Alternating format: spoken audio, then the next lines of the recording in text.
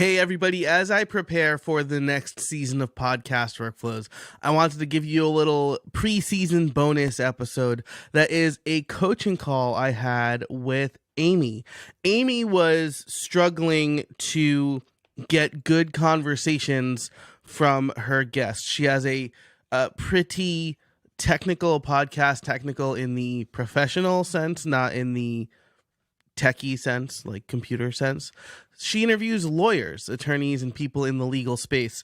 And so she has a hard time writing those stories. And what prompted her to reach out to me was she attended a webinar I hosted where I talked about 7 mistakes that podcasters make, and one is not forming the narrative. And so she hopped on a coaching call with me, and we talked about how to leverage a pre-interview to elicit those good questions and those good conversations.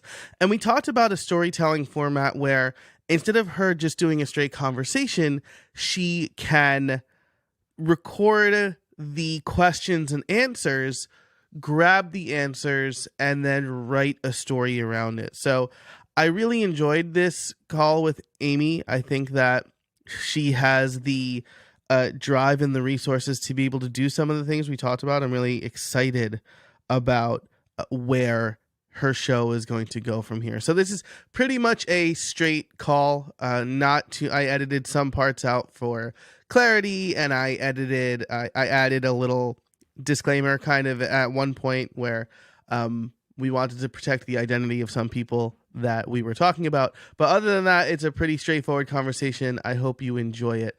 If you want to get all of the show notes and learn more about what Amy is doing, check for the link in the description in your podcast player, and you can join my mailing list over at podcastworkflows.com. Otherwise, here is my conversation with Amy. Okay, so your employer told you should start a podcast. So tell me a little, the thing that I always like to ask the first question, like, what's your biggest struggle? And then I'm like really into process stuff. So I'd love to know like how you produce your podcast. But it sounds like the harder part for you is actually getting like the good conversations. That's the hard part. Okay. Because everything's pretty high and dry.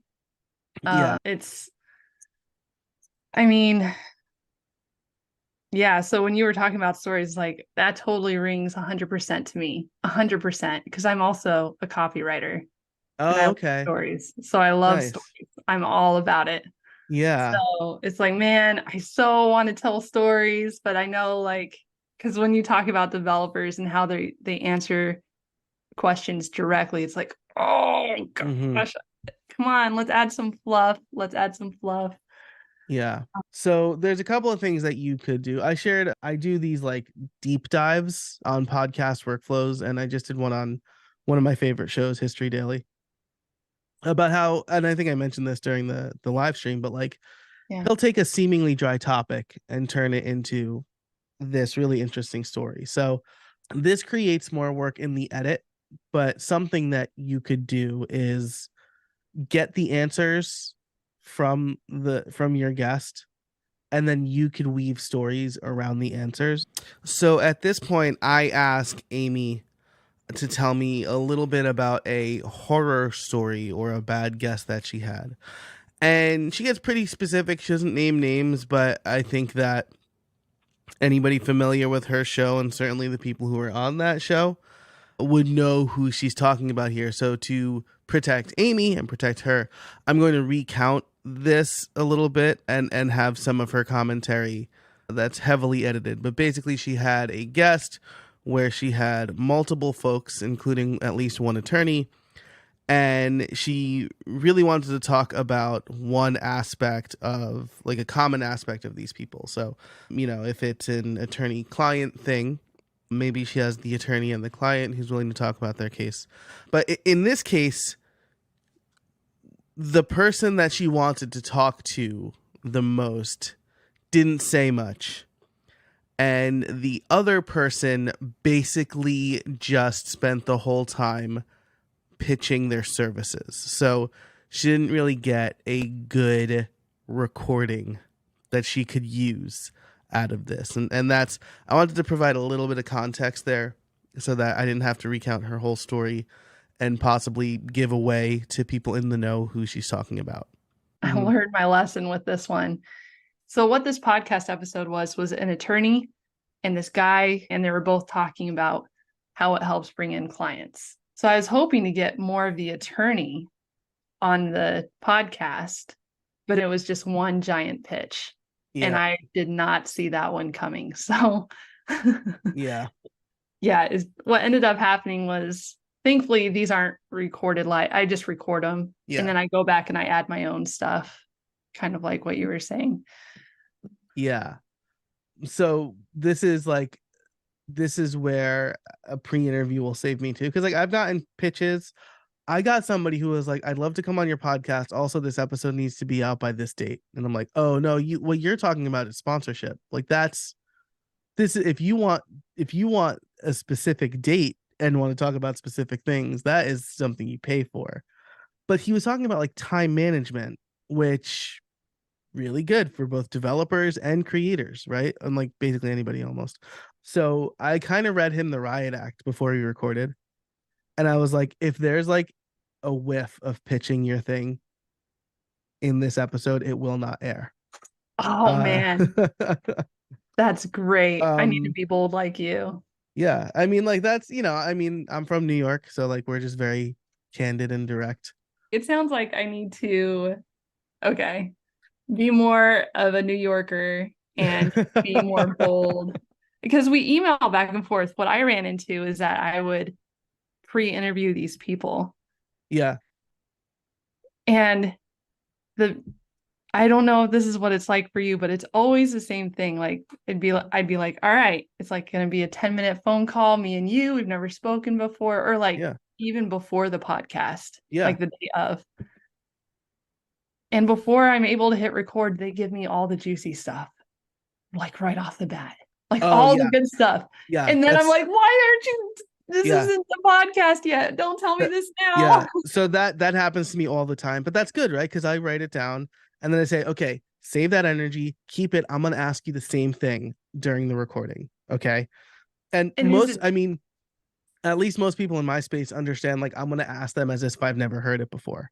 Right. Right. So it's like, oh, you were telling us about, some interesting, I don't know if you interview trial lawyers or not, but like an interesting court case or whatever. Right. Or like estate planning, like how do we make that interesting? Right. Like, so you were telling me this thing. Can you give us the details of that? Right. Like something like that. Right. Like tee it up so that they can tell that story again. Cause like most lawyers have good stories. Right.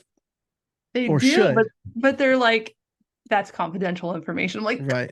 Yeah. Just don't use names. Right. With me here. So what I'll do, so if they do that, what I would do is I will create a fabricated scenario that is very similar to the one where they can't give the details. Let's say I didn't have a contract in place with a client. They prepaid me for work and then disappeared for 4 years. Now they're asking for the money back. Do I have to give them that money? Right. So like usually I would paint a picture like that, right? Where they don't have to, they could give their non-binding advice as a professional. Because this is the other thing. Like, every lawyer I've had on my show, it's all the time. I've had a couple. And I'm like, you want to throw a disclaimer at the beginning that anything they hear on the show is not legal advice and that they should consult a real lawyer in their field or whatever. They're like, yeah, that's a good idea. And I'm like, yeah, I know. It's a good idea. So all right. So adding that disclaimer would really help. Yeah. Because there are people who'd be like, well, I heard this on a podcast. And I'm like, all right, well, that's like not advice for you, right? I always, if I talk about like copyright or something, I'm always like, I'm not a lawyer. Let's be clear. This is how I understand it, but I'm not. Don't think I'm right. So yeah, like having that disclaimer might, you could always say like, oh yeah, whenever we have a lawyer on the show, we have a pre-recorded disclaimer at the beginning that says, the things that you hear on this show should not be considered legal advice and you should, consult a lawyer in your state or your country or whatever, however you can wordsmith that part, I think. Right. and that might help open them up a little bit. And then like Here, bud. creating these hypothetical situations instead of asking them like Right. direct direct details about a case could also open them up a little bit. Yeah, so those are the things that I would generally recommend. Like, and again, like the pre-interview, don't worry about guests repeating things in the pre-show and the main show, because this is for you, you're eliciting information that you want to be stated on the main show, right? So even if you repeat like everything you talk about on the pre-show for your audience, like that's fine, because now you can also think of good follow-up questions or thing like context to add as well. That's Um, true. yeah. And then again, the other thing I do like, depending on how much editing, and I know it's almost lunchtime and I don't want to keep you, but again, I'd like to learn a little bit about your process, because based on how you do post-production, you could like basically just ask questions, record the whole interview, and then record your, they're called interstitials, right? The things that you put in between their answers later, and kind of sew it all together so that it's you telling the story and then you're using their answers to supplement, right? So, you know, Joe Casabona had been a web developer for 20 years, and he was working with a client on and off for a good portion of that. Then the relationship went sour. Here's how. Then you might want to have a clip of a lawyer you're talking to going like, it doesn't matter if you're friends with the person, you always need to have a contract in place. Joe didn't have a contract in place, right? Like that's like that sort of stuff where it's almost like your podcast and you're using their answers to support what you're talking about. Is that successful? Hugely. Like Serial does that, right? Like Serial and Suspect, like the true crime shows, right? Where they're weaving the story and then they're getting like clips from the people involved, the guy in jail, the public defendant who's trying to get them out of jail, whatever. Because then you can control it a lot more. And I generally don't recommend this to people unless they have like the time and the ability, or the time and the budget to do that kind of editing. I do all the editing, so I mean, I use Camtasia. It's Nice. yeah, so it's Yeah. like it's not a big deal. I just don't know how to properly do the podcast. I figured like the conversational style would have been the way to go, but how you're saying like I could, let me make sure I understand you right. So I'm recording a conversation with a lawyer, Mm-hmm. and I'm asking them the questions and we're having a conversation.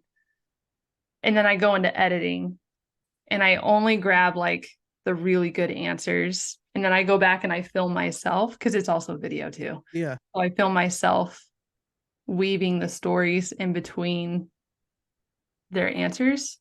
Yeah, and like, I mean, maybe if it's a good conversation, right, you keep it conversational, but like if you're getting like short answers or boring answers, right, then, and the way to do it, and this is something you'd have to keep, like I would probably, if I was doing it this way, I would keep a post-it note like right here to be like pause after their answer, Okay. and pause, and because you want to make sure that you're leaving. And I mean, I guess if you're just getting their track, it doesn't matter, but you want a little bit of a gap to make it a little easier to edit.